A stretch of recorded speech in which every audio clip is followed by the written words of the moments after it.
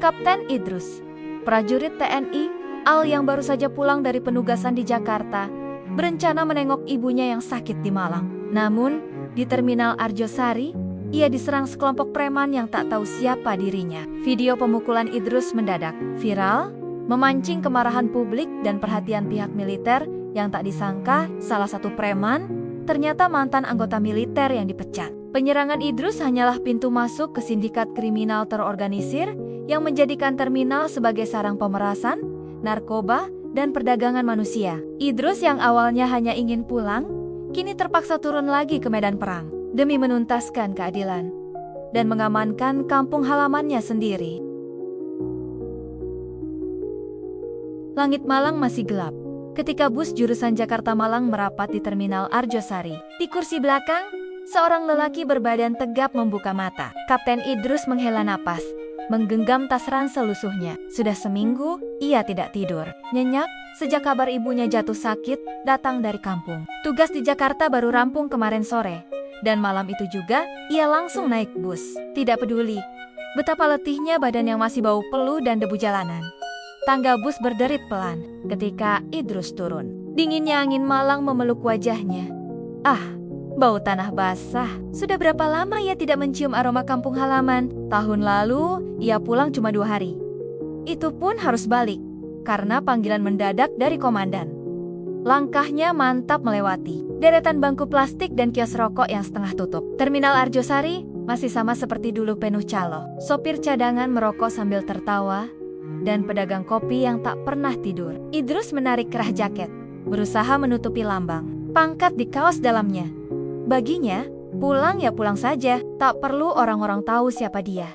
Di sudut terminal, ia berhenti sejenak, kaki pegal, pundak terasa berat. Sambil memijat tengkuk, Idrus memandangi jalur angkot. Dari sini, harus naik angkot lagi ke rumah ibunya di pinggiran Lawang. Tapi belum sempat melangkah, sebuah suara parau menghentikannya. "Mas, mau kemana?" Idrus menoleh. Seorang pria kurus berdiri di hadapannya. Bau alkohol tercium jelas. 2 orang lain muncul dari belakang kios, menghisap rokok sambil menatap Idrus dari ujung kaki sampai kepala. "Mau ke Lawang, Pak? Naik angkot, biasa," jawab Idrus datar. "Lawang? Waduh, udah malam, Mas. Angkot sepi. Sini, saya anterin." "Aman, murah kok, Mas." Suara lelaki itu ramah, tapi matanya menelanjangi tas ransel Idrus. "Enggak, Pak. Terima kasih, saya tunggu angkot aja." Idrus merapatkan resleting jaketnya. Lelaki itu tertawa kecil, menepuk pundak Idrus. Sentuhan itu membuat Idrus sedikit kaku. Di Jakarta, kalau begini dia sudah waspada. "Udahlah, Mas, jangan sok keras. Kasih rejeki, toh sama orang sini, daripada..." Kenapa? Di terminal, 2 pria di belakang mendekat. Idrus mendesah, memandangi mereka satu persatu. Matanya menajam. Gerakan tangan di balik jaket orang ketiga tak luput dari tatapannya. "Pak, saya cuma mau pulang. Ini terminal, bukan sarang rampok. Kalau mau uang, kerja yang bener." Idrus mengangkat tas ranselnya ke pundak, tiba-tiba tangan lelaki kurus itu mencengkeram tali tas Idrus. Satu lagi mendorong pundaknya dari belakang. Idrus spontan menepis, tapi tenaga mereka lebih dari satu. "Mas, jangan bikin susah. Buka tasnya," gertak si kurus, napasnya bau arak. Idrus mencoba tetap tenang. Dalam pikirannya, prosedur tempur berputar. Ia tahu cara menumbangkan 3 orang. Tapi di sini, di kampung sendiri, ia menahan napas. Kalau bisa selesai tanpa ribut, lebih baik begitu. "Lepas, saya nggak mau ribut." "Mau pulang, Pak?" "Pulang?" "Pulang bawa duit ya." "Buka." Suara lelaki itu meninggi. Tamparan mendarat di pipi Idrus. Badannya terdorong mundur. Detik berikutnya, pukulan pertama datang dari samping, mengenai perut Idrus. Tasnya jatuh ke lantai terminal. Satu tendangan mendarat di pahanya.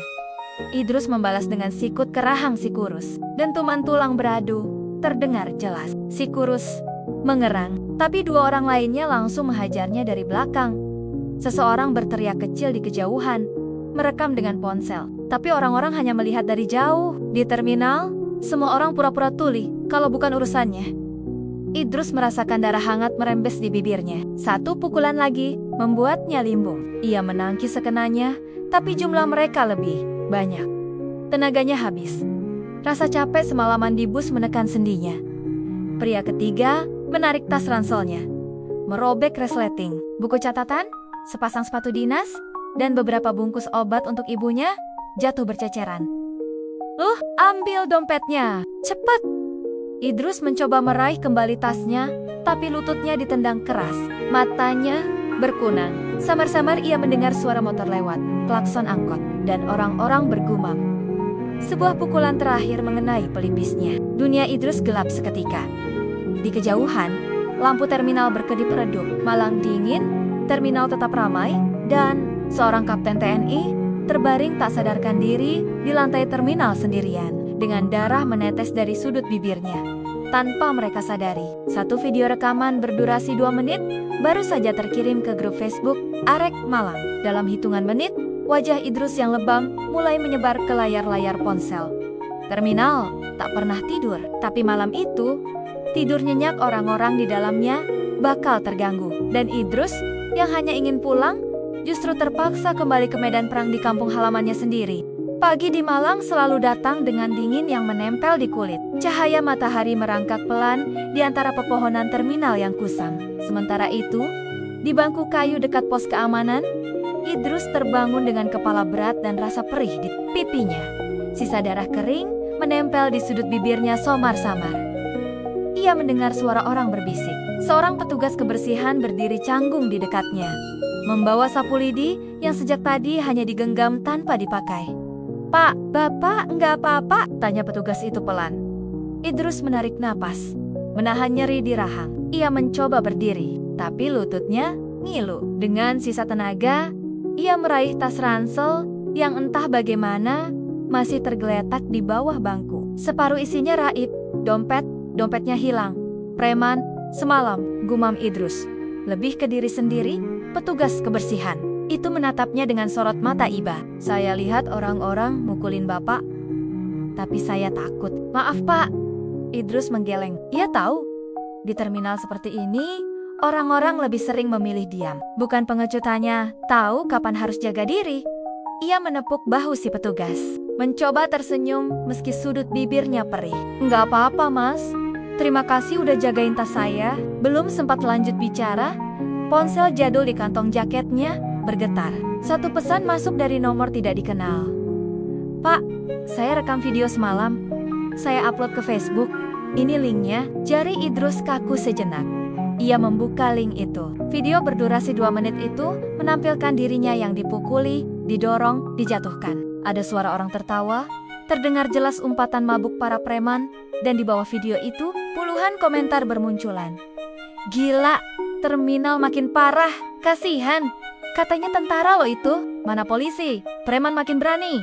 Share biar viral." Idrus menatap layar ponselnya, antara marah dan getir. Bukan marah karena wajahnya terpampang di medsos, tapi marah karena terminal ini tempat pulang orang rantau, pintu masuk kota kelahirannya jadi sarang penjahat seenaknya. Ia bangkit perlahan, punggungnya nyeri, tapi tekadnya menguat. Langkahnya tertatih menuju warung kopi di pinggir terminal. Sambil menahan perih, ia duduk, memesan segelas kopi hitam panas. Baru saja meneguk seteguk, ponselnya berdering lagi. Kali ini, nama pengirimnya bikin matanya melebar. "Komandan Rahmat, Pangkalan Tenal Surabaya." "Ya, Komandan," suara Idrus serak, mencoba tegar. Di seberang, suara berat Komandan Rahmat langsung terdengar. "Idrus, saya lihat video kamu. Apa yang terjadi?" Idrus menarik napas dalam. Ia menjelaskan pelan dari awal turun bus, dicegat, dipalak, sampai tergeletak di lantai terminal. Rahmat mendengarkan dalam diam. Setelah Idrus selesai bicara, hanya terdengar dengusan marah di ujung telepon. "Kamu istirahat di Malang dulu, jangan kemana-mana. Anggota kami akan ke sana." Terminal itu sudah lama masuk daftar hitam, tapi kamu bikin semua orang buka mata sekarang. Idrus terdiam. Ia menatap gelas kopi di depannya. Uapnya mengepul, menenangkan tenggorokan yang kering. "Siap, Komandan," jawabnya mantap.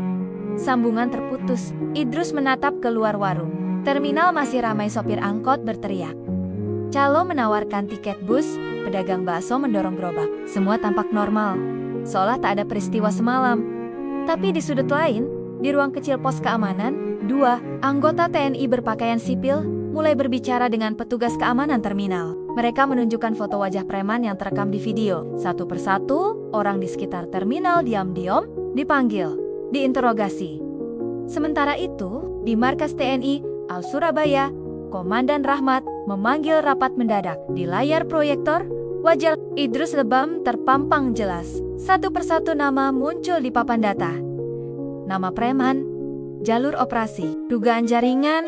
Kalau mereka berani sentuh anggota kita di terminal umum, mereka bisa lebih berbahaya dari yang kita kira. Kita tidak main-main, kata Rahmat tegas. Di bangku warung kopi, Idrus meneguk kopi hingga tandas. Luka di pipi masih berdenyut, tapi hatinya justru terasa panas. Ia membuka tas, memeriksa isinya. Buku catatan, surat-surat tugas, sisa uang receh. Dompet hilang, uang habis tapi harga dirinya tidak. Dan di saat itulah, ia sadar kepulangannya kali ini bukan cuma untuk menjenguk ibu. Ada sesuatu yang lebih besar, yang mau tak mau harus ia selesaikan.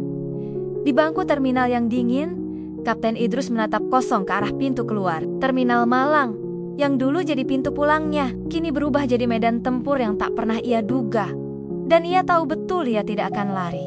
Sore itu, langit Malang mendung menggantung. Angin bertiup pelan, membawa aroma tanah basah dari hujan semalam. Kapten Idrus berdiri di tepi jalan dekat terminal, memandang lalu-lalong orang yang tampak sibuk dengan urusan masing-masing. Dari kejauhan, suara klakson angkot saling bersahut-sahutan, bercampur dengan teriakan calo yang masih saja mengganggu penumpang yang baru datang.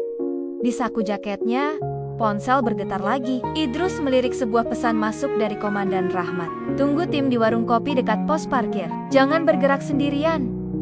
Idrus menghela napas, menatap sekeliling. Ia tahu betul, pesan itu bukan sekadar perintah, itu peringatan. Orang-orang yang memukulinya semalam mungkin sudah sadar bahwa video mereka viral dan preman seperti itu tak akan diam saja. Dengan langkah mantap, Idrus berjalan ke warung kopi langganan sopir angkot. Tempatnya sederhana, kursi kayu panjang, meja plastik, teko kopi mengepul di atas kompor tua. Di sudut, radio butut memutar, lagu dangdut lawas. Ia duduk di bangku pojok, punggungnya menghadap tembok. Posisi aman seperti kebiasaan lamanya, setiap kali berada di tempat umum. Kebiasaan lama prajurit. Sambil menunggu, matanya mengamati keluar warung. Beberapa wajah mencurigakan terlihat mondar-mandir. Ada dua orang berjaket hitam berdiri dekat tiang lampu, pura-pura merokok. Satu orang lain tampak duduk di atas motor. Helm masih terpasang, menunduk menatap ponsel. Idrus meneguk kopi panas, pura-pura tak peduli. Tangannya di bawah meja perlahan merogoh pisau lipat kecil yang selalu ia bawa, bukan senjata utama. Hanya sekadar pengingat bahwa ia tidak benar-benar sendirian. 15 menit menunggu. Sebuah mobil Avanza hitam berhenti di depan warung. Dua orang turun berpakaian sipil, tapi sorot mata dan sikapnya jelas bukan orang biasa.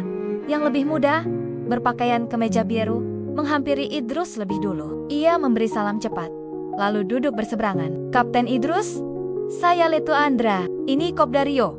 Kami tim pengamanan dari Surabaya. Idrus menjabat tangan keduanya. Bagaimana situasi? Tanyanya pelan, suara nyaris berbisik.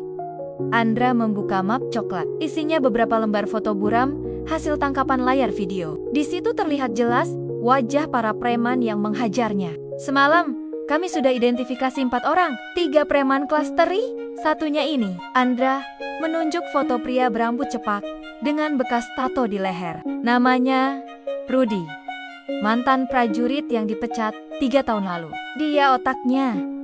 Info terbaru, dia juga punya jaringan lintas kota. Dugaan kami, terminal ini cuma pintu kecil.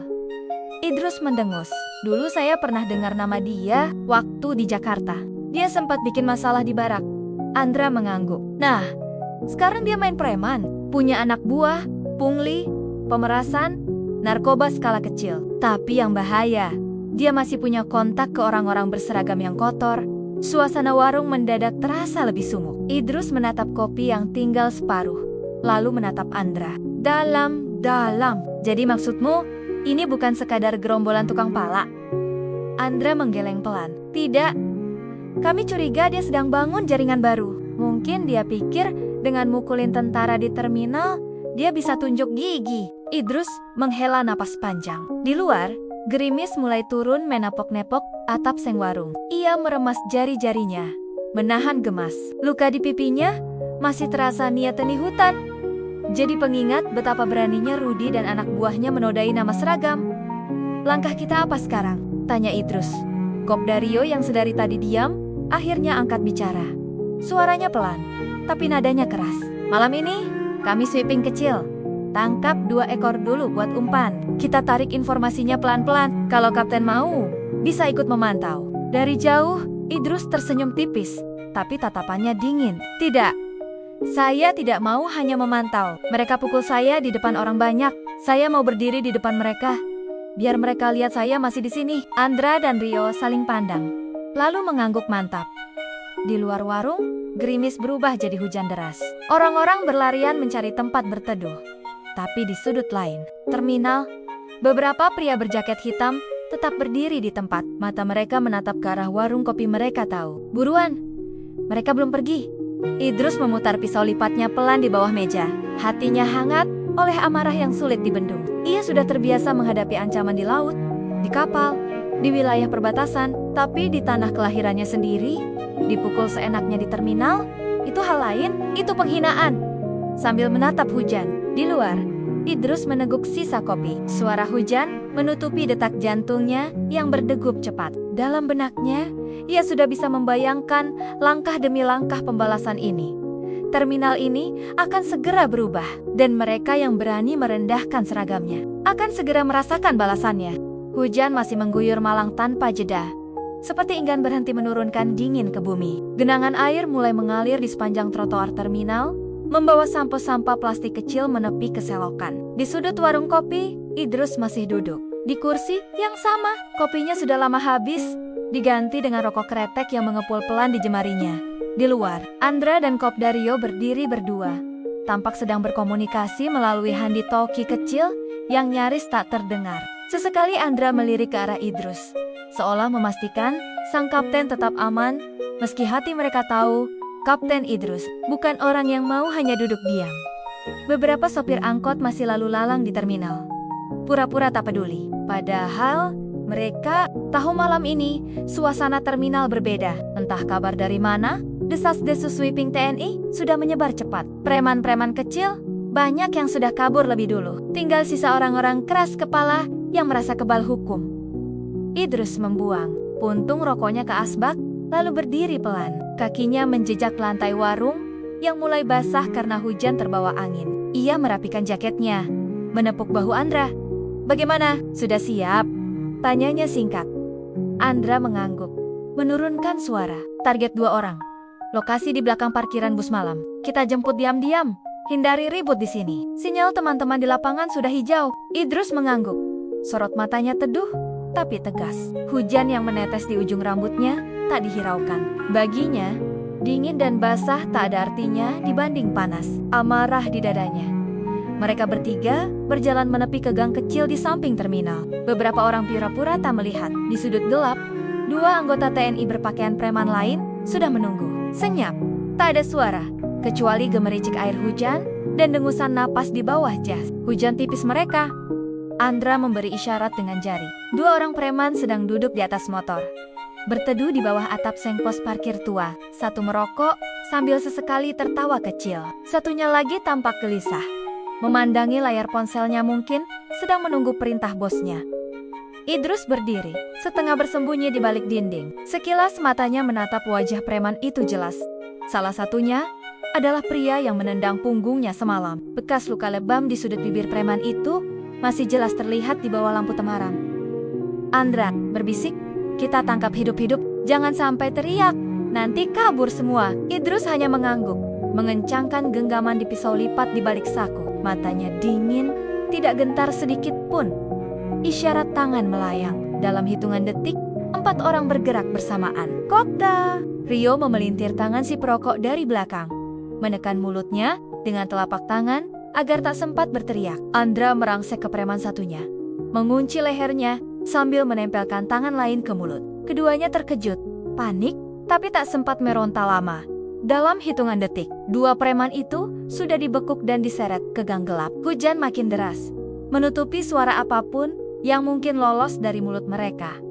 Idrus mendekat, menatap kedua preman yang sekarang gemetar di tanah becek. Matanya menatap tajam ke arah si penendang. Sekilas, preman itu menatap balik dan di matanya jelas ada rasa takut yang tak sanggup ia sembunyikan. "Masih ingat saya?" Suara Idrus pelan, nyaris seperti bisikan di telinga mereka. Preman itu hanya bisa merintih, mulutnya masih dibekap Rio. Andra menunduk, berbisik di telinga Idrus. "Kita bawa ke pos rahasia, biar mereka bicara. Kalau perlu, kita jemput Rudy malam ini juga."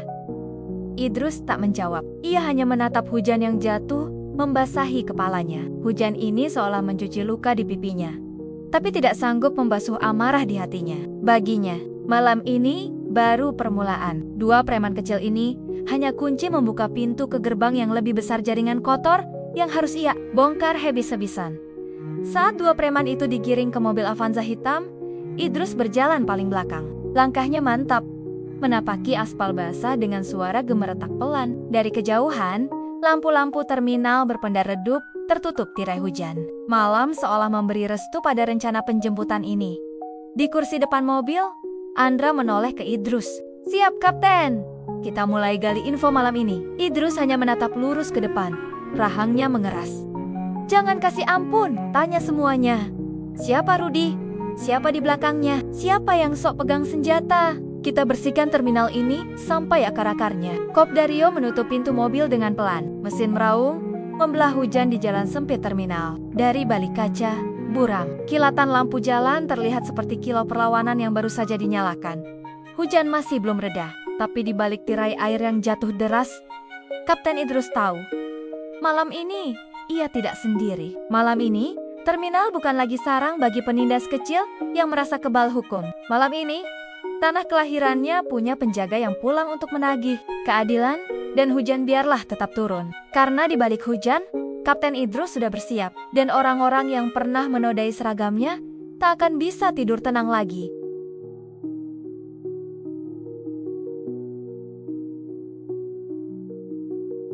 Hujan memang belum reda, tapi di balik derasnya, malam itu terminal berubah menjadi ladang bisik-bisik. Mobil Avanza hitam yang membawa Idrus dan dua preman tangkapan melaju pelan, berbelok masuk ke sebuah jalan kecil di belakang terminal.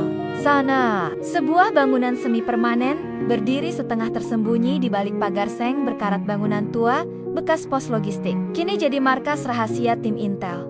Begitu pintu mobil dibuka, dua preman itu didorong turun, kaki mereka hampir tersandung di genangan air. Andra dan Kopdario menempel ketat di sisi mereka, memastikan tak ada celah kabur. Idrus turun paling akhir, wajahnya basah, tapi matanya justru makin tajam di bawah lampu temaram halaman. Di dalam ruangan sempit hanya diterangi satu lampu gantung redup. Bau kopi, rokok, dan hujan bercampur jadi satu. Dua kursi plastik murahan sudah disiapkan di tengah ruangan. Di belakangnya, tembok kusam berlapis poster lama yang nyaris mengelupas. Preman yang bernama Yuki, orang yang menendang Idrus semalam, duduk gemetar. Tangan dan kakinya diikat tali plastik hitam. Sementara satu preman lain, Rangga, masih berusaha menunduk pura-pura tak mau bicara. Andra melempar selembar foto ke meja. Foto hasil screenshot dari video yang viral. Wajah Yuki dan Rangga tampak jelas, hidung berdarah, kaki menendang, mulut tertawa. Bukti yang tak bisa dibantah. "Kau pikir cuma main tonjok-tonjok, tendang lalu selesai?" Suara Andra datar, tapi nadanya bikin Yuki terperangah. "Kami cuma disuruh." "Bang!" Suara Rangga gemetar, keringat dingin menetes di pelipisnya. Meski udara malam itu dingin menggigit, Idrus berdiri di samping mereka, menatap tanpa suara. Sorot matanya lebih kejam dari bentakan siapapun. Ia mendekat, menepuk bahu Rangga pelan. "Siapa yang nyuruh?" Yuki menunduk, mulutnya setengah terbuka, tapi tak ada kata yang keluar. Andra memutar kursi, mendekatkan wajahnya ke arah Yuki. "Siapa Rudy? Di mana dia? Bicara sekarang? Atau kalian berdua kubiarkan malam ini di terminal? Biar sopir bus yang urus." Ancaman itu bukan main-main. Semua di ruangan itu tahu kalau para sopir bus marah karena pemerasan yang bikin penumpang lari. Nasib preman kecil seperti mereka bisa lebih buruk dari mati. Yuki menelan ludah, bibirnya bergetar. "Rudy, dia bos. Dia mantan tentara, dulu dipecat. Dia yang pegang terminal. Kami cuma disuruh jaga setoran. Sumpah bang." Idrus menghela napas. Kata mantan tentara membuat rahangnya menegang. Ia melirik Andra, yang balas mengangguk pelan. Potongan puzzle mulai menyatu. Sosok Rudy bukan preman biasa jaringan ini. Bukan sekadar tukang palak recehan. Di mana Rudy sekarang? Tanya Idrus lagi. Rangga menatap Yuki. Mereka saling pandang, ragu. Tapi di hadapan tatapan Idrus, Rangga akhirnya merunduk pasrah. Gudang tua di ujung terminal barang, dekat rel kereta yang mati. Biasanya dia nongkrong sama anak buahnya di sana, minum sama jagain motor curian. Kalimat Rangga terputus. Idrus berbalik, berjalan mendekati Andra. Kita berangkat sekarang, sebelum mereka tahu 2 ekornya hilang. Andra mengangguk, memberi isyarat ke Rio untuk menjaga Yuki dan Rangga di pos. Ia meraih jaket hitamnya, memastikan pistol kecil di balik pinggangnya tersembunyi di bawah lipatan kain. Hujan tetap belum ada tanda berhenti. Idrus melangkah keluar ruangan, membiarkan hujan membasahi rambut dan bahunya. Angin dingin menusuk tulang, tapi darahnya mendidih. Ia bisa merasakan detak jantungnya semakin cepat ini. Bukan lagi sekadar urusan balas dendam. Ini soal marwah yang diinjak-injak. Terminal kecil ini menyimpan sarang busuk yang terlalu lama dibiarkan tumbuh. Mereka berjalan kaki menuju gudang tua. Jalanan becek membuat sepatu mereka berdecak pelan di lumpur. Sesekali, lampu kendaraan lewat di kejauhan. Tapi sudut gudang yang dituju gelap, hanya diterangi lampu bohlam buram yang menggantung di pintu. Andra berhenti di balik tembok setengah runtuh. Dari celah retak, mereka mengintip. 2 motor besar terparkir. Di dalam, suara tawa pecah bersahut. Beberapa orang tampak duduk di kursi plastik, mengelilingi botol miras oplosan. Dan di tengah-tengah kerumunan, seorang pria berperawakan besar berdiri, menyalakan rokok sambil tertawa. Tatonya menjalar dari leher ke dada. Idrus tak perlu diberitahu siapa dia. Itu pasti Rudy. Andra berbisik. Kita sergap pelan, biar tidak ribut. Kau yang maju, Kapten? Idrus mengangguk. Matanya lurus, menatap pintu setengah terbuka. Dalam kepalanya, potongan kenangan bertahan-tahan, lalu berkelebat tentara yang dipecat karena menodai seragam. Sekarang berdiri di hadapannya sebagai penjahat. Rasanya seperti duri di tenggorokan. Ia memberi aba-aba. Andra dan 2 anggota lain merayap dari sisi kanan. Idrus menarik napas, merapal doa pendek. Lalu, dengan langkah pasti, ia mendobrak pintu gudang. Brok, pintu kayu tua terhempas ke tembok. Botol miras jatuh pecah. Orang-orang di dalam terkejut. Rudy menoleh cepat. Ekspresi kagetnya hanya bertahan sedetik sebelum berganti senyum sinis. Oh, ini tentara sisa kemarin ya? Rudy tertawa pendek. Suaranya parau. Datang sendiri? Bagus. Mau mati sendiri juga? Idrus tak menjawab. Tatapannya menembus sorot mata Rudy yang merah oleh alkohol. Andra dan anggota lain masuk menutup jalan kabur. Hujan di luar jadi latar suara yang menegangkan. Rudy melirik anak buahnya, memberi isyarat halus. 2 orang di sampingnya bergerak cepat, menghunus pisau. Idrus maju 1 langkah. Tangannya mengepal. Tak ada negosiasi, tak ada kompromi. Malam ini, Kapten Idrus siap memungut harga yang harus dibayar, dan di balik deru hujan, sarang di balik terminal akhirnya pecah oleh gelegar dendam, keadilan, dan peluru yang siap meletus kapan saja. Hujan makin deras, menimpa atap seng gudang tua hingga menenggelamkan suara napas siapapun di dalamnya. Di tengah ruang remang, Idrus berdiri 1 langkah di depan Andra dan 2 anggota lain. Di depannya, Rudy menatap dengan mata merah, senyum miring di bibirnya. Bau alkohol dan keringat preman murahan memenuhi udara.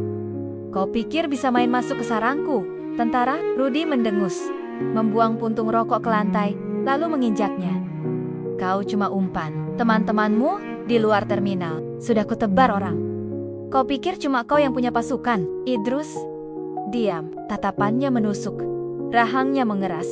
Sementara itu, Andra perlahan memindai sekeliling 4 preman berdiri di sisi kanan, 2 di kiri, semua menggenggam pisau atau pentungan kayu. Derit atap seng tertiup angin makin mencekam. Dalam hati Idrus hanya ada 1 kalimat, malam ini harus selesai. Rudy melambaikan tangan, memberi aba-aba. Seorang preman tinggi langsung menerjang Idrus dengan pisau. Dalam sekejap, Idrus mengelak ke samping lengannya, menangkis. Tangan satunya mencengkeram pergelangan preman itu, memelintir, lalu bruk, menubrukkan bahunya ke dada lawan. Preman itu terlempar ke tumpukan karung bekas di sudut. Yang lain langsung menyerbu, bentrokan pecah. Andra menahan dua preman dengan sigap, menangkis pukulan pentungan, sambil melawan dengan serangan lutut ke perut lawan. Seorang anggota lain, Rio, nyaris terjatuh saat kursi kayu diayunkan ke arahnya. Tapi dia membalas dengan dorongan keras, menjatuhkan lawannya ke genangan air di lantai. Idrus berhadapan langsung dengan Rudy. Jarak mereka hanya 3 langkah, tapi terasa seperti satu jurang masa lalu yang menganga. "Kau, tentara sok suci!" teriak Rudy. Tangan kanannya menarik pisau lipat dari saku celana. Pisau itu berkilat memantul lampu redup. "Aku dulu dipecat karena manusia sepertimu. Sok bersih, sok patriot. Tapi dunia ini kotor, Kapten. Kau cuma boneka seragam." Idrus tak membalas kata-kata itu. Ia ingat cerita lama Rudy.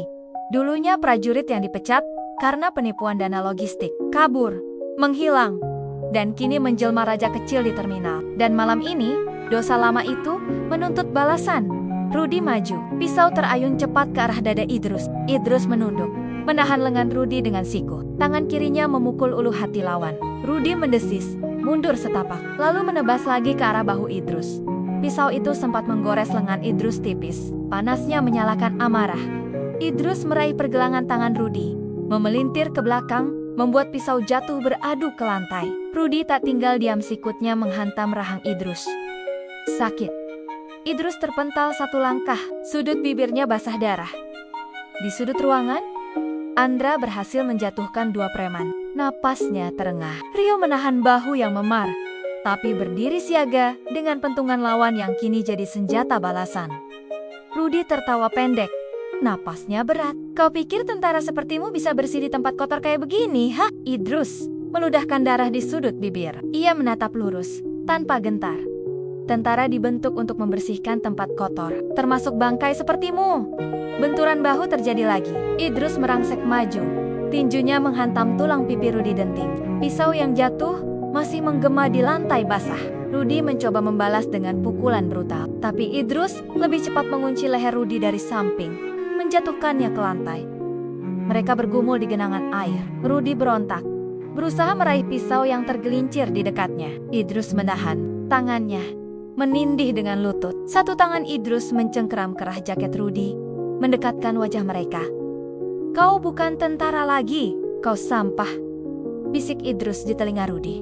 Rudy meronta, napasnya memburu. Tapi sebelum dia sempat meraih senjata, Andra datang membantu, menekan bahu Rudy dengan lutut. Di sudut lain, anggota tim sudah menodongkan pistol ke sisa preman yang tersisa. Mereka angkat tangan, basah kuyup, wajah pucat ketakutan. Di luar gudang, suara sirine perlahan terdengar. Bantuan militer datang. Cahaya lampu kendaraan menembus sela pintu gudang yang setengah terbuka. Idrus masih menatap Rudy yang terengah di bawahnya. "Berapa terminal yang kau kuasai?" "Siapa di belakangmu?" tanya Idrus, suaranya pelan, nyaris tak terdengar di antara gemuruh hujan. Rudy terdiam.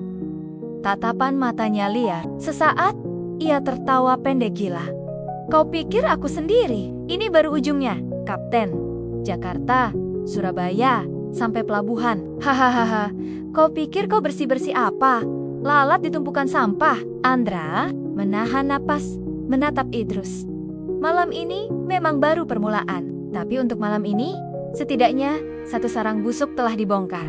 Di luar, pasukan tambahan tiba. Suara sepatu berderap di genangan air, obor senter berayun-ayun, sorak cepat memecah malam. Beberapa preman lain yang bersembunyi dibekuk satu-satu, digiring ke mobil tahanan. Rudy masih tertawa kecil, meski napasnya tersengal. Idrus berdiri, menatapnya dari atas.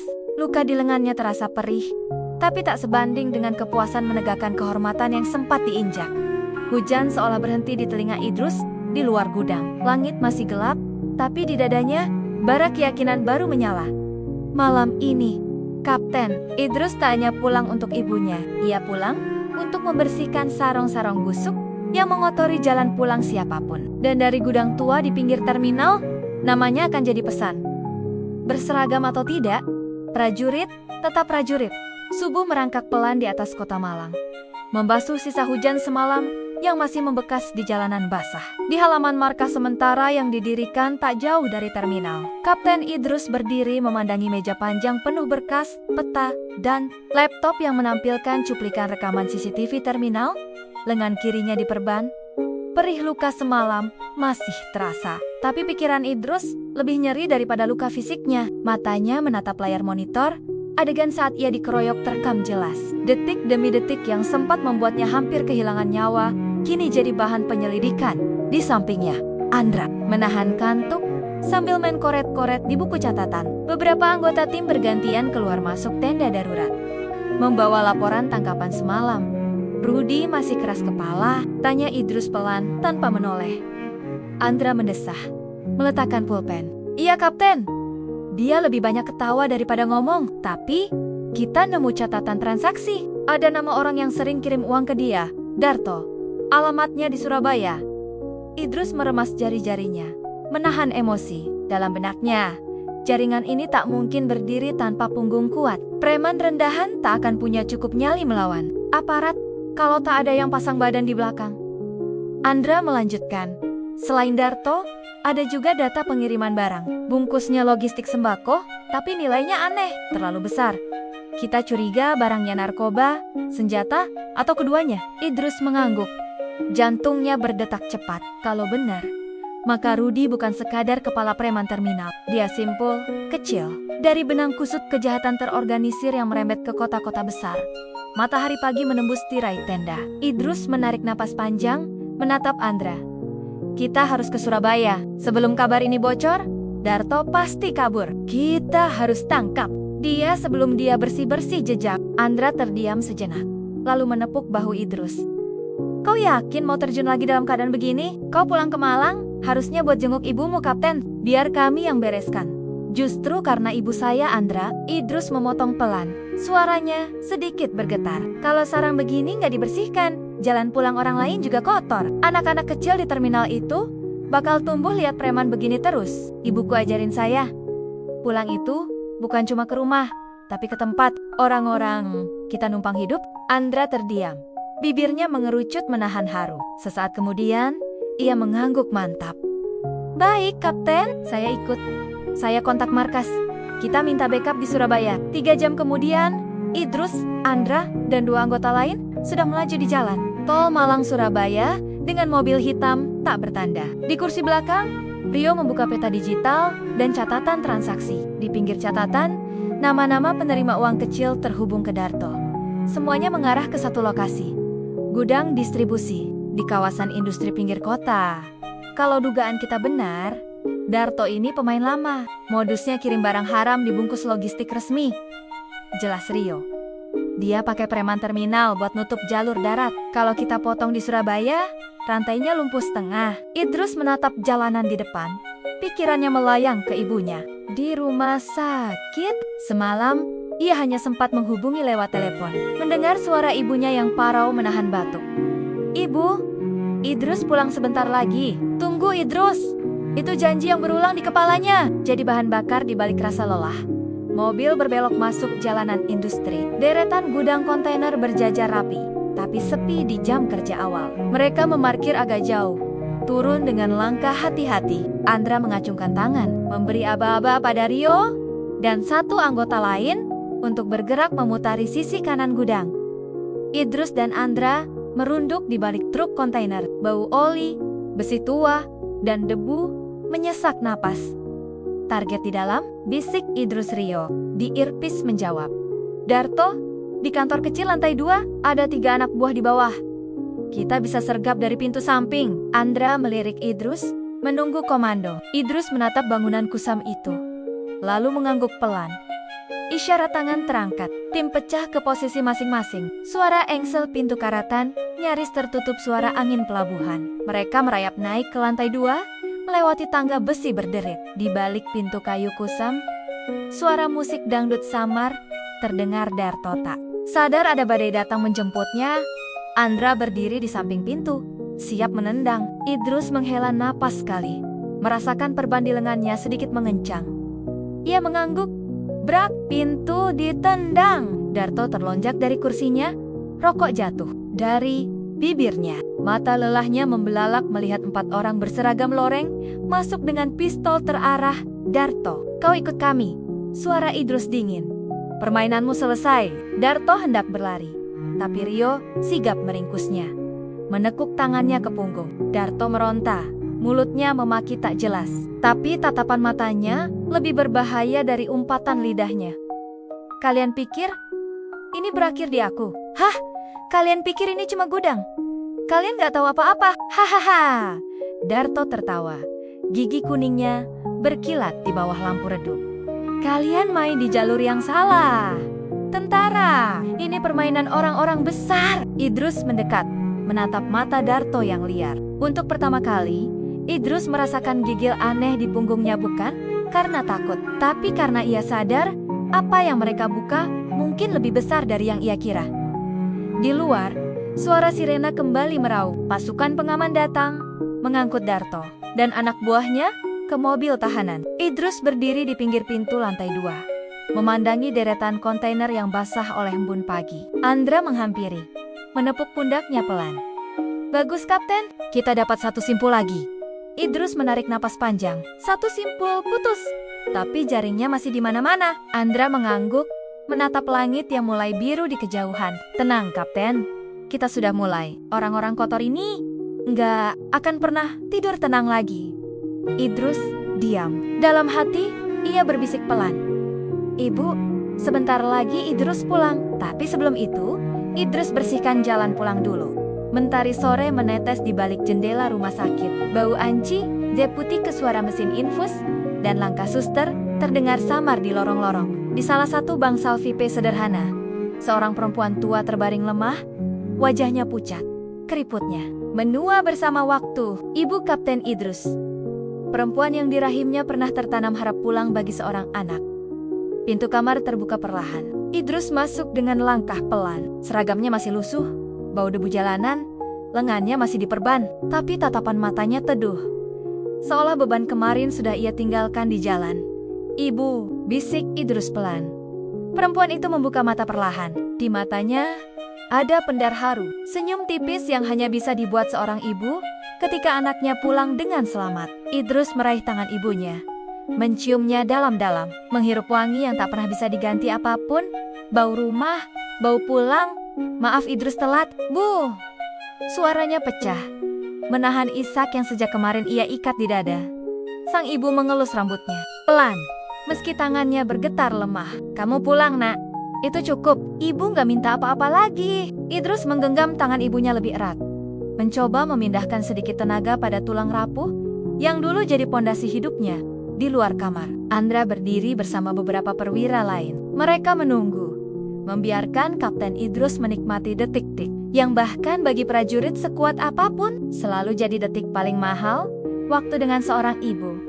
Beberapa jam kemudian, Idrus duduk di kursi tunggu rumah sakit, secangkir kopi dingin di tangannya, sementara Andra membolek-bolik berkas laporan terbaru. Rudi sudah dipindahkan ke Jakarta, Darto juga. Keterangan mereka udah cukup buat kita bongkar nama-nama besar di belakang jaringan itu, kata Andra perlahan. Suara rendah agar tak mengusik sunyi rumah sakit. Idrus hanya mengangguk, menatap langit malam di luar jendela kaca. Lampu kota Malang berkedip pelan, seolah menatapnya balik. "Kau nggak mau istirahat dulu?" tanya Andra. "Dari kemarin kau nggak tidur, Kapten. Luka di tanganmu juga harus diobati lagi." Idrus tertawa kecil, menatap perban di lengannya. "Luka begini nggak seberapa dibanding orang-orang di luar sana yang hidupnya luka tiap hari, gara-gara orang-orang kayak Rudi, Darto, dan bos-bos di belakang mereka." Andra mengangguk, matanya berkaca. Ada haru di sana, antara bangga dan sedih. "Kau tahu, Dra, video waktu kau dikeroyok itu masih viral. Banyak orang bikin tulisan, bilang kau pahlawan terminal. Sampai masuk berita nasional. Orang-orang di Jakarta menunggu pernyataan resmi." Idrus tersenyum, menggeleng pelan. "Bukan Idrus yang pahlawan. Orang-orang yang tetap jujur di jalanan itu pahlawan. Pedagang kecil yang gak nyerah meski tiap hari dipalak. Sopir bus yang tetap narik biar keluarganya makan. Polisi lalu lintas yang gak tutup mata. Mereka yang pahlawan, Andra." Andra menepuk bahu Idrus. "Ya, tapi tetap saja orang butuh figur, Butuh orang kayak kamu yang mau maju duluan di barisan depan. Idrus hanya menarik napas panjang. Ia meneguk kopi dingin yang sudah hambar. Malam makin larut, tapi hatinya justru terasa hangat. Pagi berikutnya, Idrus berdiri di terminal tempat semuanya bermula. Seragam dinas rapi, topi baret di tangan, berdiri di depan para awak media yang datang memotret, mewawancarai, menyalami. Di belakangnya, pasukan TNI, Al berdiri berbaris. Bersama polisi dan satuan keamanan setempat, wajah-wajah, pedagang kecil, sopir, dan penumpang memandang Idrus dengan kagum. Beberapa anak kecil mendekat, saling berbisik, menunjuk-nunjuk seragam loreng di dadanya. Idrus melambaikan tangan pada mereka. Di hatinya, ia berbisik, tempat ini bersih karena kalian juga berani bermimpi bersih. Salah satu wartawan mendekat, menodong mikrofon. Pak Kapten, apa yang Anda rasakan setelah semua ini? Idrus menatap wartawan itu, lalu menatap seluruh kerumunan. Saya cuma pulang, jawabnya pelan. Dan saya mau jalan pulang, kita semua bersih. Biar anak-anak kita nggak perlu takut main di terminal. Biar orang-orang kecil nggak lagi dipalak. Biar Indonesia ini pulang ke rumahnya lagi, rumah yang aman buat semua. Suara tepuk tangan pecah, membuncah di antara atap-atap terminal yang pagi itu terang benderang. Beberapa orang menahan air mata. Seorang pedagang gorengan maju, memberanikan diri menyalami Idrus dengan tangan bergetar. Terima kasih Pak Kapten, terima kasih banyak. Kami nggak takut lagi sekarang. Idrus membalas jabat tangan itu erat, seolah menyalurkan semua janji dalam satu genggaman. Jaga tempat ini sama-sama Pak, jangan kasih mereka hidup lagi. Beberapa hari kemudian, Idrus duduk di teras rumah sederhana di pinggiran Malang. Ibunya tidur di kursi roda di sampingnya, tertidur di bawah teduh pohon mangga. Angin sore membawa bau rumput basah, cicit burung pulang ke sarang. Di pangkuannya ada koran dengan judul besar, Kapten Idrus, pahlawan terminal Malang, bantu bongkar sindikat kriminal nasional. Idrus hanya tersenyum kecil, melipat koran itu. Baginya, semua pujian itu tak pernah benar-benar penting. Yang penting adalah satu hal, pulang. Dan hari ini, untuk pertama kali setelah sekian badai, ia benar-benar pulang. Ia menatap ibunya yang terlelap, mengelus tangan keriput itu, dan berbisik pelan. Bu, Idrus pulang. Jalan pulang sudah Idrus bersihkan. Sekarang tinggal kita nikmati angin sore ini. Bareng-bareng, angin sore berhembus pelan. Di langit, mentari condong ke barat, meneteskan jingga di sela pepohonan. Dan di teras rumah itu, seorang anak lelaki yang pernah berangkat jauh, akhirnya benar-benar pulang. Bukan hanya ke rumah, tapi ke hati orang-orang yang kini punya jalan pulang yang lebih bersih.